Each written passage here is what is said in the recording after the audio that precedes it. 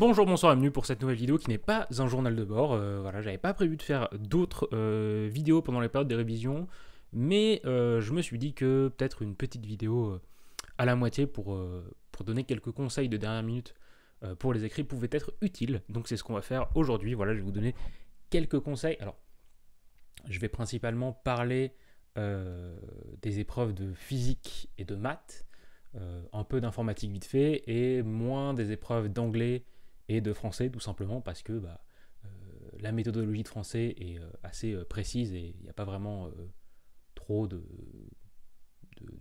liberté, quoi. Et pareil pour l'anglais, c'est assez strict ce qu'il faut faire, donc je vois pas vraiment l'utilité d'expliquer. Voilà, donc on va commencer. Nous sommes le dimanche 9 avril, il est 17h25. Voilà, donc pour rappel, les épreuves écrites commencent donc pas dès la semaine qui arrive, mais la semaine suivante. Donc ça commence le lundi 17 avril avec les épreuves XENS. Je ne vais pas rappeler exactement le déroulé des épreuves. Globalement, pour tous les concours, il y a une ou plusieurs épreuves de maths, une ou plusieurs épreuves de physique, une épreuve d'anglais, une épreuve de français, une épreuve d'informatique parfois pour tous, et en plus une épreuve d'option, donc option informatique ou option IPT, option SI, pardon. Et donc voilà, c'est comme ça que ça se passe. Et donc on va commencer un peu en parlant donc des épreuves de maths précisément, puisque pour les épreuves de maths, des fois les gens sont un peu perdus. Je sais que moi c'était mon cas au début. On ne sait pas trop ce qu'il faut faire, surtout quand on parle des épreuves type mine ou X, où il faut réfléchir. Aux épreuves centrales, c'est plutôt un marathon, puisqu'en général, il y a une trentaine, quarantaine de questions, donc il faut faire beaucoup de questions en 4 heures. Mais donc, de manière générale, qu'est-ce qu'il faut faire? Le plus important, et ça, vous ne pouvez pas y couper, c'est le truc classique qu'on vous rabâche tout le temps, mais il faut tout simplement bien lire votre sujet. Donc, vous avez 4 heures. 4 heures, c'est beaucoup de temps. Et donc, vous pouvez largement prendre 1 minute, 2 minutes pour vous assurer d'avoir bien lu le sujet au moins 2 fois, pour comprendre un peu déjà de quoi parle le sujet. Comme ça, dans votre esprit, vous savez déjà un peu qu'est-ce qui va se passer. Est-ce que c'est un sujet purement calculatoire d'analyse, où on va faire plein d'intégrales et on va calculer des séries? Ou est-ce que c'est un sujet qui va relever plus de l'algèbre, avec un peu de topologie qui va venir se glisser parfois? Vous voyez le genre de choses, il faut bien cerner de quoi parle le sujet, comme ça dans votre esprit déjà, vous allez savoir quels outils vous allez devoir utiliser. C'est toujours plus pratique, plutôt qu'essayer de se lancer tête baissée et de découvrir le sujet. Donc une fois que vous avez fait cette lecture, c'est cool, vous savez de quoi va parler le sujet. Éventuellement, vous pouvez commencer déjà à voir quelles sont les questions qui vont être compliquées, celles qui vont vous demander de la rédaction. En général, c'est un peu compliqué de les voir, mais on finit par les repérer. En général, c'est souvent des questions de fin de partie qui demandent de collecter toutes les réponses et de faire une belle rédaction. Et vous pouvez aussi voir quelles sont les questions faciles que vous allez pouvoir faire sans trop vous fouler, c'est-à-dire pour lesquelles vous pouvez presque passer sans le brouillon et passer directement à la rédaction. Et justement, on y vient, puisque du coup, une fois que vous avez fait ça, vous avez donc repéré un peu les différentes difficultés du sujet, vous pouvez passer au brouillon. Il y a des gens qui ne passent pas du tout par le brouillon. Si vous écrivez toujours tout juste dès le premier coup, sans réflexion, et que vraiment ça coule directement de votre esprit, tant mieux. C'est le cas de personne dans la réalité. On n'est jamais à l'abri en fait de se rendre compte que merde, en fait c'était faux, on avait oublié une hypothèse et du coup on doit tout barrer, et ça fait bien sale quand on met une grosse croix comme ça pour retirer la moitié d'une page. Donc l'avantage en faisant les choses au brouillon, c'est que vous avez la liberté de mettre des grands traits quand vous avez fait un truc faux, de repartir, de passer d'un bout à l'autre, etc. Vous êtes beaucoup plus libre dans votre réflexion quand vous êtes au brouillon, et ça vous permet de rendre des copies beaucoup plus propres, parce que du coup il n'y a pas de rature, les résultats sont bien encadrés, la rédaction est fluide, et surtout, le plus important, les calculs sont clairs. Parce que là où au brouillon vous pouvez peut-être mettre 15 lignes pour faire un calcul, une fois que vous faites la rédaction, vous pouvez condenser ce calcul de 15 lignes en 4-5 lignes, juste en mettant les grandes étapes. Pas besoin, par exemple, vous pouvez passer les étapes où vous développez 3 parenthèses, on s'en fiche. Vous avez fait ça au brouillon, c'est bon. Et comme ça vous permet donc d'avoir des copies qui sont beaucoup plus lisibles. Et donc, qui dit copie beaucoup plus lisible dit c'est beaucoup plus facile de voir si vous avez faux ou juste. Et surtout, ça met le correcteur dans un meilleur état d'esprit. Parce que s'il doit passer 5 minutes par question pour déchiffrer ce que vous écrivez, ça va vite le saouler, parce que quand il y a 20 ou 30 questions, 5 minutes par question, ça chiffre très très vite. Et les correcteurs, ils ont un nombre fixe de copies à faire dans un certain temps. Donc plus vite ils peuvent corriger les copies, plus ça les arrange, plus ils sont de bonne humeur, et plus ils vont avoir tendance à peut-être des fois vous accorder le bénéfice du doute.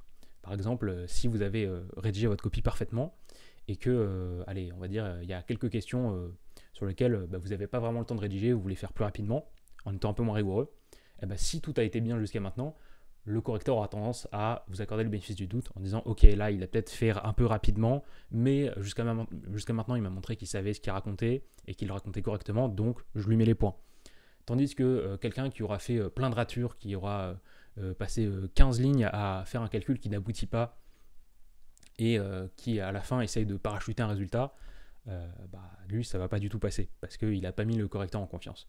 Et c'est vraiment très important. Beaucoup de gens ont tendance à sous-estimer le fait que certes aux écrits vous êtes tout seul devant votre copie, mais après le correcteur est aussi tout seul devant votre copie, et donc plus vous le mettez bien, plus il vous mettra bien, c'est tout, c'est comme ça.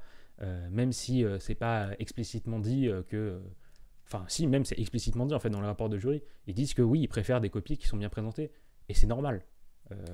En soi, on pourrait même considérer que c'est un critère d'évaluation, parce que comme vous êtes censé devenir des ingénieurs, un ingénieur est censé bien présenter ses résultats, et donc la présentation compte beaucoup. Elle compte, je dirais, au moins autant en fait que le résultat lui-même, voire parfois plus. Donc, pour bien rédiger sa copie, on passe forcément au brouillon. Et donc là, j'ai une feuille comme ça pour vous montrer, parce qu'en général, c'est des feuilles comme ça. Alors, la couleur change, mais on s'en fiche, qui vous donne pour le brouillon. Et donc, moi, qu'est-ce que je fais je vous donne, du coup, là, c'est vraiment des trucs perso, c'est-à-dire que ça change d'une personne à l'autre. Vous pouvez rédiger complètement différemment au brouillon si vous voulez. Moi, je rédige comme ça.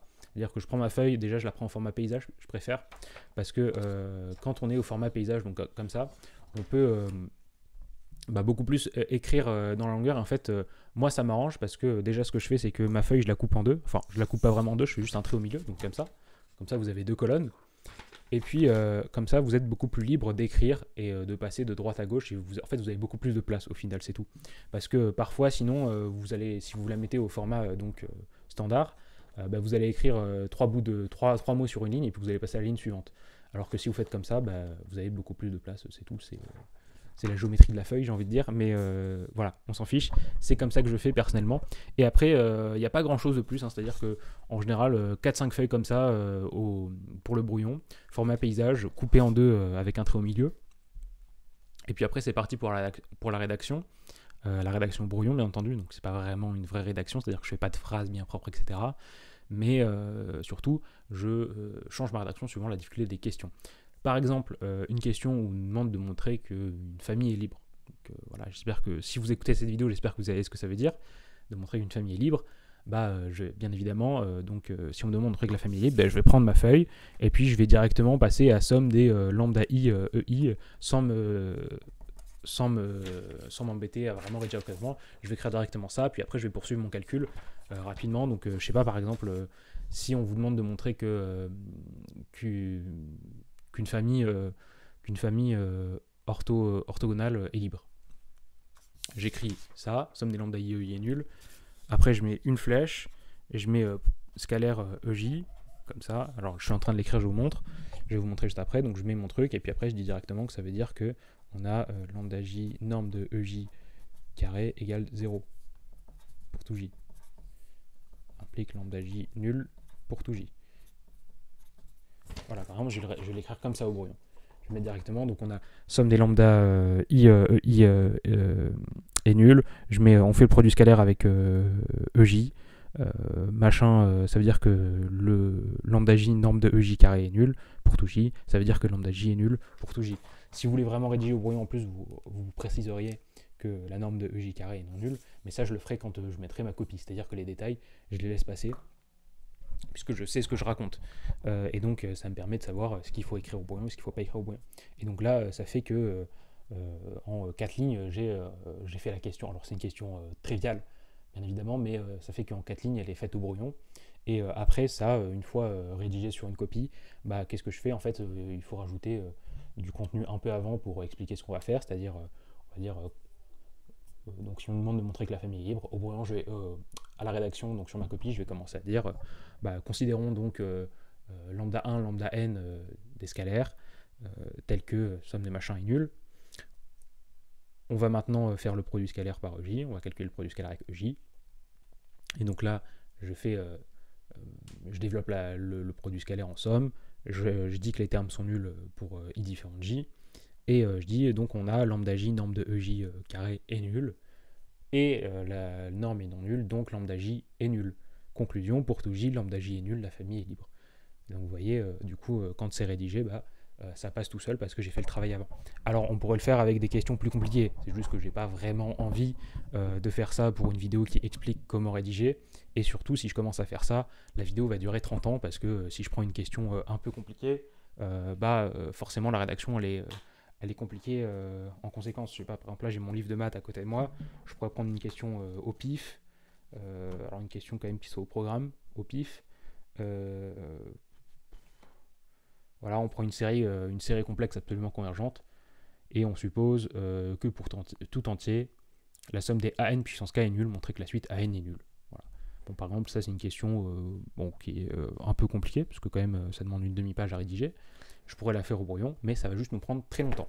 Donc je préfère ne pas m'attarder là-dessus, puisque je donne des conseils assez généraux. Voilà. Donc ça c'est pour la rédaction des questions en maths. Après, un truc en plus que moi j'aime bien faire, alors je le fais pas tout le temps, ça dépend, mais ce que j'aime bien faire, c'est faire en gros une copie par partie. Je m'explique, ça veut pas dire que je fais vraiment une copie pour une partie entière et que je me contrains à faire qu'une copie. Je peux faire 2, 3, 4 copies pour une partie, si la partie est très longue, mais ce que ça veut dire, c'est que en gros, je commence par exemple la partie 1, donc voilà, le truc est en 3 parties, partie 1, 2 et 3. Et les 3 parties sont de même longueur, ok. Je commence la partie 1, admettons je fais 2 tiers, et puis là je vois que les questions commencent à être un peu trop compliquées, et je me dis, je vais y revenir plus tard. Je veux passer à la partie 2, par exemple. Ce que je vais faire, c'est que donc, j'ai rédigé jusqu'à maintenant, j'ai rédigé ma partie 1 sur des copies, et je vais prendre une nouvelle copie pour entamer la rédaction de la partie 2. Et je fais la partie 2 dessus, et pareil, si je voulais entamer la partie 3, je prendrais une nouvelle copie pour entamer la partie 3. Pourquoi je fais ça? Donc je sépare en gros les parties selon les différentes copies. Tout simplement, encore une fois, c'est une question de rédaction et de lecture, de facilité de lecture. Si, admettons par exemple que si vous faites pas ça, qu'est-ce qui se passe? Vous commencez la partie 1, vous faites les 2 tiers, puis vous enchaînez la partie 2 sur la même copie. Ok, vous faites la partie 2, partie 3, peut-être. Et après vous dites, du coup maintenant je vais revenir sur la partie 1 là où j'en étais. Ça veut dire que du coup vous avez fait toute votre copie, machin, et du coup maintenant vous êtes, admettons, à la fin de la partie 3, et vous dites, ok, maintenant on reprend la partie 1. Du coup ça n'a plus aucun sens du point de vue du correcteur, parce que du coup lui il a vu le sujet, en gros c'est comme si vous faisiez dans n'importe quel sens le sujet, vous faites d'abord le début, puis un peu le milieu, à la fin on revient au début, c'est incompréhensible. Enfin c'est pas que c'est incompréhensible, mais c'est pas propre. Un truc propre par contre c'est faire, ok là il y a toute la partie 1, éventuellement vous n'avez pas fini la partie 1, ok, il y a toute la partie 2, éventuellement vous n'avez pas fini la partie 2, ok, il y a toute la partie 3, vous n'avez pas fini la partie 3. Et pour faire ça, il faut séparer ces copies, enfin les parties selon les copies. J'espère que c'est clair ce que je raconte. Ça, c'est un truc donc, que je fais depuis le lycée. C'était ma prof de physique qui nous avait dit de faire ça. Tout simplement pour que ce soit plus propre à la lecture. Maintenant, c'est un truc que des fois je ne fais pas. Pourquoi? Parfois, la partie 1, en fait, elle fait 4 questions. Et donc, en fait, il n'y a pas vraiment de risque de me tromper et de devoir tout effacer, vu que, 4 questions, ça va. Et donc, à ce moment-là, je peux faire la partie 1 et puis enchaîner directement avec la partie 2. Voilà, il y a eu une petite interruption. Qu'est-ce que je disais? Oui, je parlais des différentes copies par partie.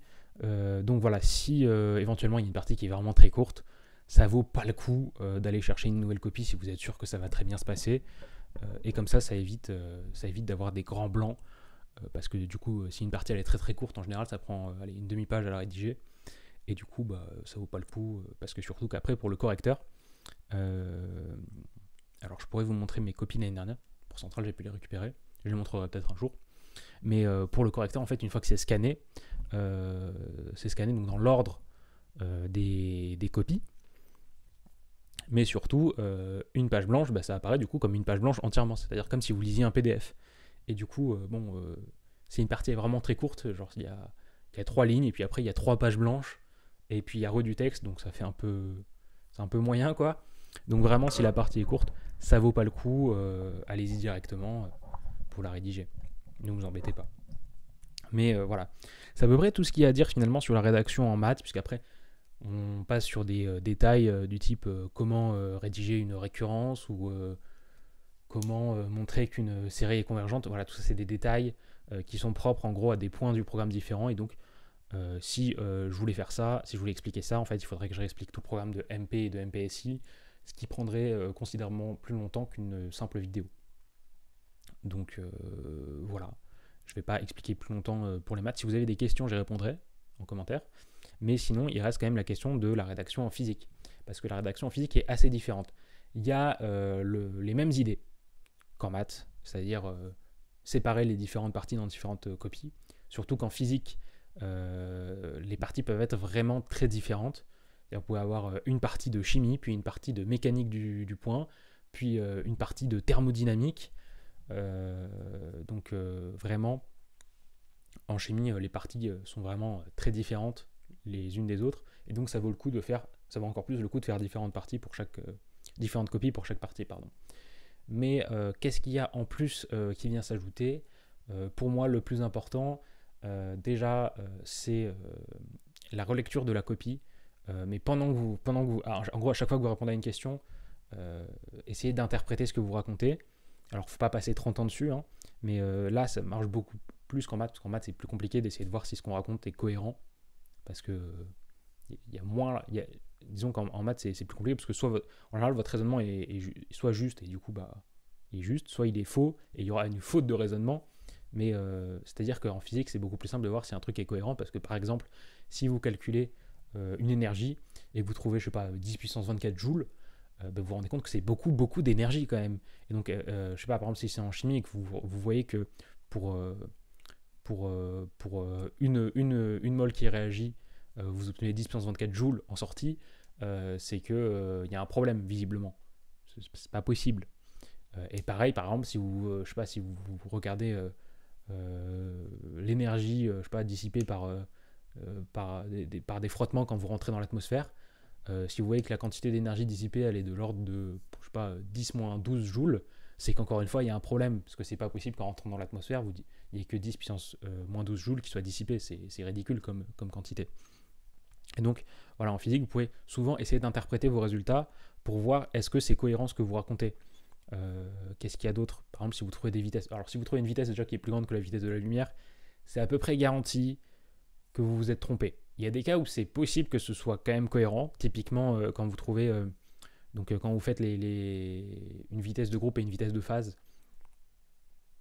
pour des ondes, vous pouvez des fois avoir des valeurs qui sont au-delà de la vitesse de la lumière. Et là, c'est cohérent parce que en fait, il y a des raisons derrière et on vous demande de les expliquer en général. C'est une question assez classique, par exemple. On vous dit, c'est bizarre. On trouve un résultat, on trouve une vitesse qui est plus grande que la vitesse de la lumière. Et dans ce cas, on vous demande d'interpréter. Mais là, c'est explicite. Mais dans la plupart des cas, par exemple, je ne sais pas si vous voyez la chute d'un corps, un cas débile, hein, mais si vous voyez la chute d'un corps et qu'éventuellement votre corps, il a une vitesse, le corps en question, il a une vitesse supérieure à la vitesse de la lumière, c'est qu'il y a un problème quelque part. C'est ce genre de choses. Est-ce qu'il y a d'autres trucs qui me viennent à l'esprit? Je sais pas, par exemple, si vous regardez la conduction thermique et que vous regardez, par exemple, la température d'une pièce, il y a peu de chances que la température de la pièce, elle dépasse les plusieurs milliers de Kelvin. C'est assez peu probable. On sera d'accord là-dessus. Ou pareil, trouver une température en Kelvin qui est négative. Ça, c'est pas possible, par définition. Donc, il y a cet enjeu-là qui est beaucoup plus présent en physique. Et un autre enjeu qui est beaucoup plus présent, qui peut parfois être utile, c'est rarement utile en maths, mais parfois ça intervient, mais ça l'est beaucoup plus en physique, c'est le fait de faire des schémas. Parce qu'un schéma, en physique, ça peut être considéré comme une réponse en soi, ou en tout cas comme une partie de la réponse. Déjà parce que les schémas, ça permet de rendre clair ce que vous racontez. Parce que par exemple, si vous êtes dans le cadre de l'électromagnétisme et que vous dites alors oui, je vais appliquer le théorème de Gauss sur une sphère centrée en haut de rayon machin, ou sur un cylindre de section S et de hauteur machin. Bon, c'est très verbeux et c'est compréhensible, mais c'est pas agréable à lire. Alors que si vous faites un schéma avec une sphère, vous mettez explicitement le rayon, le centre, etc., bon, bah là, le correcteur comprend tout de suite de quoi vous parlez, et donc c'est plus facile de comprendre, et donc c'est plus facile de vous mettre les points. Alors, c'est le cas, donc, par exemple, voilà, dans la conduction thermique ou en électromagnétisme, quand vous appliquez les différents, quand vous voulez faire différentes intégrales sur différentes surfaces, mais ça peut être aussi le cas dans d'autres choses, par exemple en chimie. En chimie, vous pouvez, par exemple, si vous voulez faire le montage à 3 électrodes, c'est assez classique comme question, bah, faire un schéma, c'est souvent demandé carrément, et donc vous comprenez bien l'utilité. Mais attention, c'est pas parce qu'on vous demande un schéma qu'il faut le faire n'importe comment. Un schéma, déjà, ça se fait. Alors, je serais étonné qu'il y ait des gens qui ne le fassent pas, mais ça se fait à la règle. Un schéma, c'est le minimum. Tracer des traits droits, quoi. On vous demande pas grand chose, on vous demande de faire des traits droits. Et après, bon, vous pouvez faire au stylo, au crayon, comme vous voulez. Moi, perso, je fais au stylo parce que j'ai l'habitude. Mais vous pouvez faire comme vous voulez. Et n'hésitez pas à mettre des couleurs. C'est très important, les couleurs. Alors faites gaffe parce que c'est marqué, il y a des couleurs qui sont autorisées et d'autres qui sont pas autorisées. Et j'ai un doute si c'est le vert ou le rouge qui est pas autorisé. Il y en a un des deux, je crois qu'il l'est pas. Donc voilà, faites attention à ça quand même. Je crois qu'il faut éviter le vert parce que ça passe mal au scan.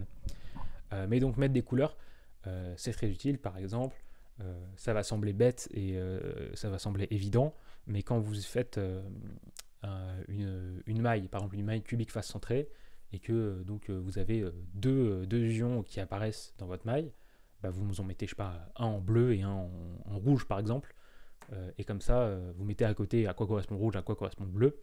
Comme ça c'est beaucoup plus facile que d'essayer de faire des symboles différents suivant les ions, etc. Bref, tout ça, ça semble assez évident, mais c'est des choses dont il faut se souvenir, c'est très important. Et donc voilà, un schéma, ça rend tout de suite tout beaucoup plus clair. Si vous avez un doute, faites un schéma, particulièrement en optique. En optique, c'est impossible de faire un exo d'optique sans schéma, quasiment.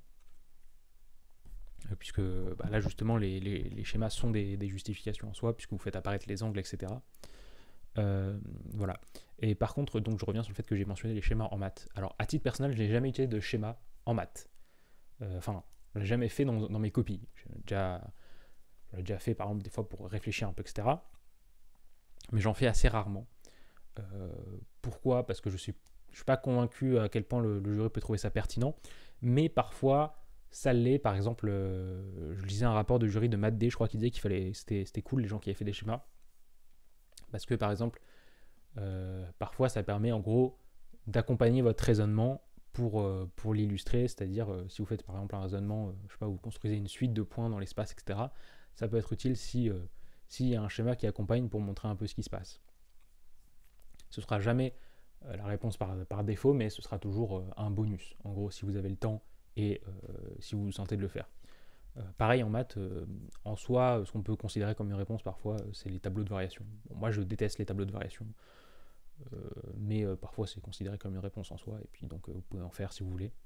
Mais après, c'est quand même assez rare sur des concours assez prestigieux, type Centrale, Mines, X, qu'on vous demande de faire un tableau de variation, qu'un tableau de variation soit nécessaire. On vous demande assez rarement de dire, de répondre à la question suivante, quelles sont les variations de la fonction. Par contre, au CSP, on peut trouver ça. Donc voilà pour ce qui est donc, des maths et de la physique. Je réfléchis en même temps, est-ce que j'ai oublié des choses, mais je crois pas. Très important, donc c'est bien d'avoir rédigé, mais aussi il faut savoir mettre en valeur ses réponses et ses arguments, les deux. Et donc, encore une fois, ça peut sembler bête pour certains et évident, mais très important d'encadrer ces résultats et de souligner ces arguments. Ça permet de les mettre en valeur. Oula, je suis en train de faire tomber mon stylo. Donc moi, ce que j'aime bien faire, c'est que je rédige mes copies en noir. Est-ce que j'ai mon stylo qui est là ? Donc voilà, j'ai un roller. Donc vous voyez, c'est un truc avec une mine comme un stylo bille, quoi, mais qui utilise des cartouches d'encre. Ça me permet d'écrire donc à l'encre noire. Je préfère. Je trouve que ça ressort mieux sur le papier. Et après, du coup, j'utilise le bleu pour mettre en avant mes arguments. Donc, il y a les trucs du style vous encadrez les résultats. Donc, par exemple, si on vous demande de montrer qu'une suite converge et qu'elle converge vers un certain truc, bah, vous encadrez le certain truc. Si on vous demande, je sais pas, de dériver une fonction ou de calculer une intégrale, bah, vous encadrez le truc. Par exemple, je sais pas, je vais l'écrire ici sur la feuille. Admettons, on vous demande de calculer une certaine intégrale. Donc on écrit l'intégrale, peut-être qu'on va la séparer en plusieurs intégrales, peut-être qu'on va faire une IPP, donc une intégration par partie ou d'autres trucs, etc. Et à la fin, on tombe sur un certain truc qu'on appelait L, ok, comme ça. Donc ça c'est pour, par exemple, voilà, vous avez fait votre calcul, ok. Et donc là, ce que je faisais jusqu'à maintenant, c'est que par exemple, j'allais encadrer le truc en question L, voilà, et comme ça, et c'est la réponse à la question, quoi. Mais maintenant, ce que j'aime bien faire, c'est du coup faire mon raisonnement, et puis après, je réécris. Donc si on oublie ça, je réécris le truc, c'est-à-dire que je le rajoute. Donc j'ai fait tout mon raisonnement, hop, j'ai fait tout mon raisonnement, j'ai trouvé la valeur L, et je réécris quand même l'intégrale pour bien montrer que c'est bien, les deux sont bien égaux entre eux, hein, c'est-à-dire que c'est bien l'un est bien le résultat de l'autre, et j'encadre. Donc là j'ai pas de règle parce que j'encadre rapidement. Mais voilà. Et donc comme ça met bien en avant donc les réponses, et ça permet donc de rendre les choses bien claires, puisque plus un correcteur peut vous corriger rapidement, mieux c'est. Ça ne veut pas dire qu'il faut que vous répondiez rapidement aux questions. C'est important de prendre son temps pour bien réfléchir à ce qu'on raconte. Mais par contre, pour le correcteur, c'est important de pouvoir rapidement déterminer si une réponse est juste ou pas. Et surtout de trouver pour quelle raison. Parce que en physique, si vous avez juste, je sais pas, si à un moment dans votre calcul, vous avez juste oublié d'écrire une valeur, ou que vous avez un carré qui a sauté d'une ligne à l'autre, ou vous avez oublié, ou peut-être vous avez juste mal fait votre application numérique, bah le correcteur, il pourra s'en rendre compte. Par exemple, si vous mettez le bon calcul littéral, mais que vous mettez la mauvaise valeur, bah, du coup, le correcteur, il sait que vous avez tout fait correctement, juste soit vous avez oublié de convertir des unités, soit vous avez mal fait votre application numérique. Et donc, il pourra vous noter en conséquence, c'est-à-dire vous mettre une partie des points, ou pas du tout. C'est possible aussi, mais bon, on peut toujours espérer. Donc, voilà. Ensuite, soulignez vos arguments. Par exemple, quand vous faites appel à un théorème, vous soulignez le théorème en question et les hypothèses éventuelles. Donc, je sais pas, par exemple, si c'est un truc avec un théorème de convergence dominée, mais vous mettez bien en évidence la fonction de domination qui est utilisée. Éventuellement, vous expliquez pourquoi l'intégrale, mais en général c'est assez immédiat. Mais donc voilà, vous la mettez bien en évidence, comme ça le correcteur il voit bien que, ok, vous avez utilisé tel théorème, et pourquoi? Parce que vous avez bien cité les bonnes hypothèses, donc éventuellement parce qu'il y avait les bonnes fonctions, ou les bons signes, les bons machins, les bons trucs, et donc tout va bien. Donc voilà. Dernier conseil, après je pense que j'aurai fini, c'est un conseil qui relève plus donc de l'attitude à avoir pendant les épreuves, de manière générale à l'écrit. Donc vous pouvez essayer d'enchaîner les épreuves pendant 4 heures. Donc 2 épreuves par jour de 4 heures pendant une semaine, 2 semaines, 3 semaines.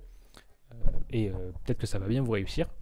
Mais je vous recommande quand même d'essayer de faire plusieurs choses.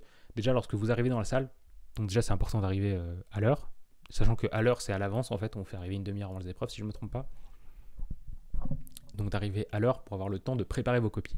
Parce que en fait ça semble tout bête, mais déjà écrire son nom, son numéro de candidat, toutes les infos à mettre sur la copie en avance, c'est utile, parce que quand vous êtes à la fin de l'heure, ben, vous n'avez pas envie, en fait, quand il vous reste 5 minutes et que vous devez répondre à 3 questions, vous n'avez pas envie de devoir courir sur chaque en-tête pour remplir votre nom, numéro de candidat, etc. Surtout que dans la panique, vous ne savez pas ce qui va se passer. Si ça se trouve, vous allez vous tromper sur votre numéro de candidat, ou vous allez mal écrire un truc, vous allez oublier de renseigner certaines informations. Bref, tout ça, c'est des erreurs qui sont facilement évitables en juste prenant le temps, avant que l'épreuve commence, de mettre vos informations sur toutes les copies qu'on vous donne. Et comme ça vous fait gagner du temps pour plus tard. Et ce que je recommande, c'est d'essayer de vous calmer un peu avant l'épreuve, parce que ça peut être un peu stressant, il peut y avoir un peu de pression. Donc prenez un peu de temps avant l'épreuve pour vous concentrer, bien respirer, faites ce que vous voulez si vous avez des exercices pour ça, mais il faut être bien détendu pour commencer l'épreuve, si tant est que c'est possible. Ensuite, une fois dans l'épreuve, donc quand vous faites tous les conseils que j'ai donnés, c'est important des fois de prendre des micro-pauses. Alors il y en a qui ont besoin de prendre l'air, si c'est votre cas, voilà. Mais prendre une micro-pause, par exemple, je sais pas, à chaque fin de partie, vous prenez 1 minute, 2 minutes, juste pour respirer et vous laissez juste vous détendre un peu, parce que parfois, vous aurez peut-être fait des erreurs avant que vous n'avez pas vu, et pendant ce temps de détente, parfois vous avez des idées qui vous viennent en tête, et donc parfois ça vous aide à vous réaliser, par exemple, que vous avez oublié un argument ou un truc comme ça, c'est toujours utile. Ça marche aussi quand parfois vous bloquez un peu. Vous bloquez un peu, vous prenez 1-2 minutes pour penser à rien d'autre. Vous pensez à, je sais pas, au fait qu'il fait beau dehors. Et puis après, vous revenez sur l'exercice avec l'esprit rafraîchi. Ou si vous êtes parti sur une autre partie, comme ça, vous réattaquez la nouvelle partie avec l'esprit frais. Et c'est vraiment plus important qu'on ne le pense, ce genre de choses.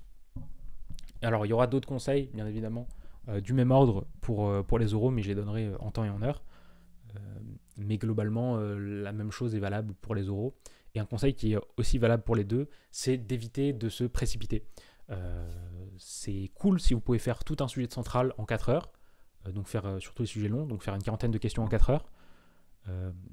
C'est cool si vous pouvez le faire, c'est mieux si vous répondez correctement aux questions, d'autant plus que il y a des sujets où il n'est pas nécessaire de répondre à toutes les questions pour avoir de très bonnes notes.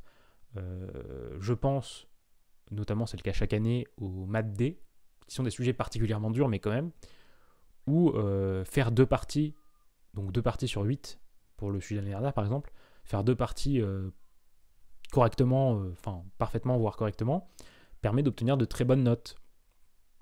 Ce que ça veut dire, c'est qu'il n'est pas nécessaire d'aller grappiller des points partout où vous pouvez, surtout dans les épreuves où ça met le jury pas en colère, mais ça le met pas en confiance. Je pense notamment, il y a des épreuves additionnelles, je crois que c'est maths B particulièrement, où j'avais entendu ça, où le jury n'est pas super chaud quand il voit des candidats essayer d'aller grappiller des points un peu partout. Vaut mieux faire des trucs par bloc, les faire proprement, quitte à ne pas tout faire. C'est pas grave si vous faites que la moitié du sujet, du moment que ce que vous avez à raconter est correct et que vous êtes sûr de vous. C'est le plus important, plutôt que d'avoir fait des trucs en se précipitant et en risquant d'oublier des arguments. Parce que si vous faites les choses correctement en étant sûr de vous, il y a de grandes chances que vous ayez les points. Si vous faites les choses en vous précipitant, il y a de grandes chances que vous ayez oublié de dire des trucs et du coup que vous perdiez les points. Voilà, c'est à peu près tout ce qu'il y a à dire sur le sujet. N'oubliez pas qu'il y a les lives de révision si vous voulez passer. Sinon, vous connaissez la routine si vous voulez vous abonner pour voir les prochaines vidéos qui vont venir pendant les concours, pour faire les bilans de chaque concours, qui viendra aussi pour les oraux, qui viendront pendant la période de révision, etc. Vous connaissez la routine. Donc, si vous voulez vous abonner ou mettre un commentaire, j'y répondrai. Ou si vous voulez interagir entre vous, mettre un pouce bleu si vous avez aimé la vidéo, un pouce rouge si vous n'avez pas aimé, ça m'aide à savoir ce que vous aimez, et à partager la vidéo si vous pensez qu'elle peut être utile pour quelqu'un. Bref, sur ce c'était Adam, je vous donne rendez-vous une prochaine fois pour un live de révision ou une vidéo. Sur ce, bonne journée, bon après-midi, bonne soirée, ciao tout le monde.